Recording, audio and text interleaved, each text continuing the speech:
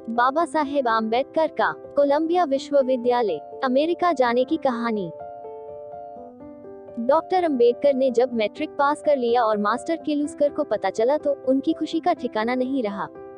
हे रामजी सकपाल की आर्थिक स्थिति से अच्छी तरह से परिचित थे, इसलिए भीम की आगे की शिक्षा के लिए बड़ौदा नरेश विद्याप्रेमी महाराज सयाजीराव गायकवाड़ के पास लेकर उपस्थित हुए।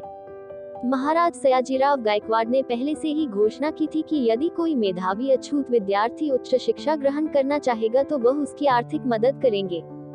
मास्टर केलुस्कर महाराजा बड़ौदा को उनकी घोषणा याद दिलाते हुए भीम की शिक्षा की बात उनके सामने रखी।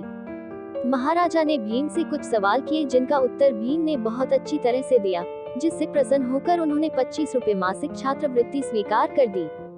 संस्कृत पढ़ने का अधिकार नहीं था, फिर से कर लेना फारसी भाषा के साथ BA किया। BA कॉलेज के अंग्रेजी के प्रोफेसर मयूल्ला भीमराव की तंगी हालत को देख उन्हें पहनने के लिए कपड़े देते थे।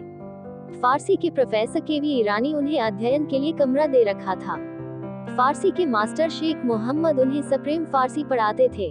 स्नातक की डिग्री ग्रहण करने के पश्चात डॉक्टर अंबेडकर ने बड़ौदा की रियासत में नौकरी प्रारंभ की, परंतु यहाँ भी उनके निवास स्थान की समस्या हल नहीं हो पाई। संयोगवश महाराजा साईजी गायकवाड़ मुंबई में थे और वो कुछ विद्यार्थियों को उच्च शिक्षा के लिए कोलंबिया विश्वविद्यालय अमेरिका भेज रहे थे।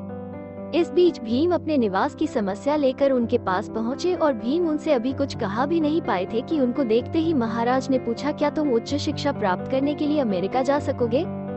भीम उनकी बात सुनकर हाथ पत्र रह गए और मौन खड़े रहे।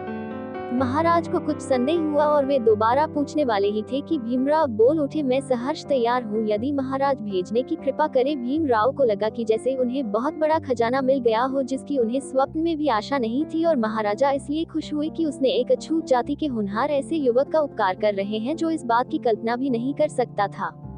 महाराजा ने भीम को सुझाव दिया कि तुम छात्रवृत्ति के लिए शिक्षा मंत्री को दरखास्त लिखो, मैं तुम्हारे लिए अमेरिका की कोलंबिया यूनिवर्सिटी में भेजने की व्यवस्था करता हूँ।